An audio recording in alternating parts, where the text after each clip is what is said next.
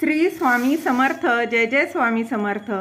माझ्या स्वामी कृपा चॅनलमध्ये सर्वांना नमस्कार. स्वामी महाराजांच्या कृपेने तुमच्या सर्व चांगल्या इच्छा पूर्ण होत ही स्वामी महाराजांच्या चरणी प्रार्थना करते आणि आजच्या या नवीन व्हिडिओला सुरुवात करते. उद्या आहे 19 डिसेंबर आणि उद्या मार्गशीर्ष महिन्यातील तिसरा गुरुवार असणार आहे. त्याचबरोबर चौथ्या गुरुवारी म्हणजेच 26 डिसेंबर रोजी सफला एकादशी देखील आलेली आहे.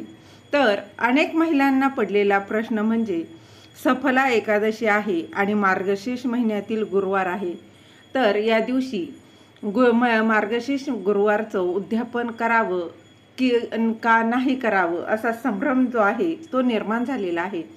तर त्याचविषयी या व्हिडिओत मी तुम्हाला सांगणार आहे. ते जाणून घेण्याआधी तुम्ही माझ्या स्वामी कृपा चॅनलला सबस्क्राईब नक्की करा. बघा, उद्या आहे तिसरा गुरुवार, उद्या 19 डिसेंबर. याआधीच आपले बघा 2 गुरुवार जे आहे मार्गशीर्ष गुरुवार तेच झालेले आहेत. तर उद्या आहे तिसरा आणि त्यानंतर चौथा हा 26 तारखेला व शेवटचा मार्गशीर्ष गुरुवार असणार आहे. तर या दिवशी आहे एकादशी. तर उद्यापन केलं तर चालेल का? तर एकादशीला सर्वात प्रथम बघा सत्यनारायण चालत नाही. त्याचबरोबर तुम्ही जर गुरुचरित्र पारायण गुरुभक्तीची कुठलीही पारायणं तुम्ही करत असाल तर त्याचं उद्यापन चालत नाही. पण मार्गशीर्ष महिन्यातील गुरुवारचं उद्यापन तुम्ही एकादशीला करू शकता.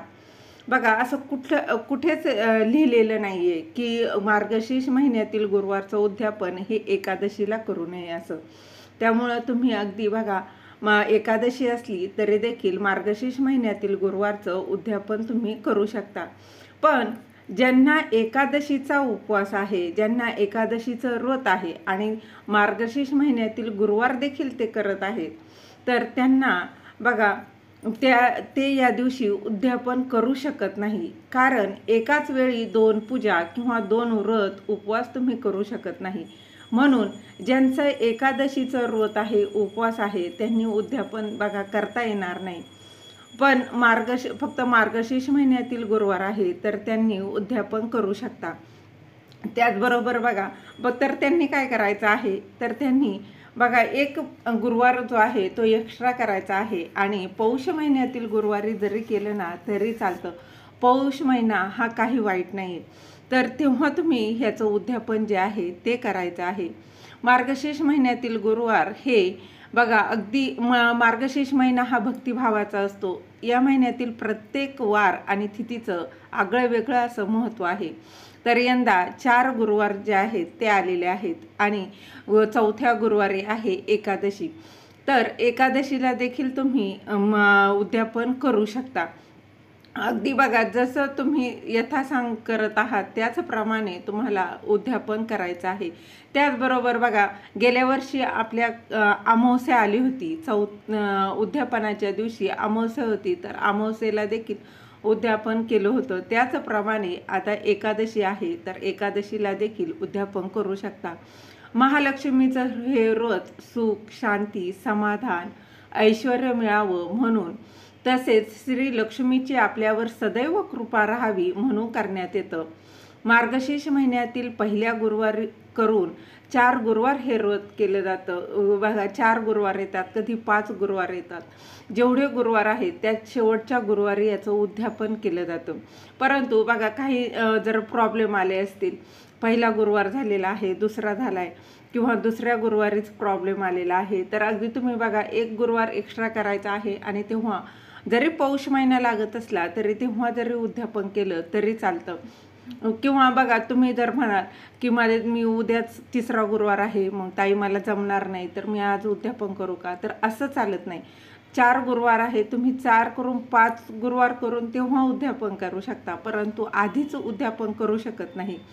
तर हा बघा ह्या लक्ष्मी मातेचा हा उपवास मानला जातो. यामुळे एक गुरुवारचं व्रत जे आहे त्याचं बघा संपूर्ण फळ जे आहे ते माता लक्ष्मी आपल्याला देत असते. मार्गशीर्ष महिन्यातील गुरुवारचं व्रताला अनन्यसाधारण असे महत्त्व आहे. अनेकांच्या मनात बघा संभ्रम निर्माण झाला होता, तो देखील याने दूर झाला असेल.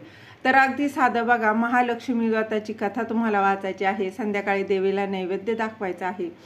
त्याचबरोबर बघा, उद्यापनाच्या वेळी तुम्ही संध्याकाळी सुवासिनींना हळदी कुंकू आमंत्रित करायचं आहे. त्यांना फळं, फूल, गजरा, महालक्ष्मी व्रताची पुस्तकं, एखादी भेटवस्तू देऊन त्यांना नमस्कार करायचा आहे. यथासांग जे तुम्हाला जसं शक्य असेल ना त्या पद्धतीने उद्यापन करायचं आहे. आपल्या इच्छेनुसार त्यांना तुम्ही दूध किंवा सुवासिनींना जेवणसुद्धा खाऊ घालू शकता.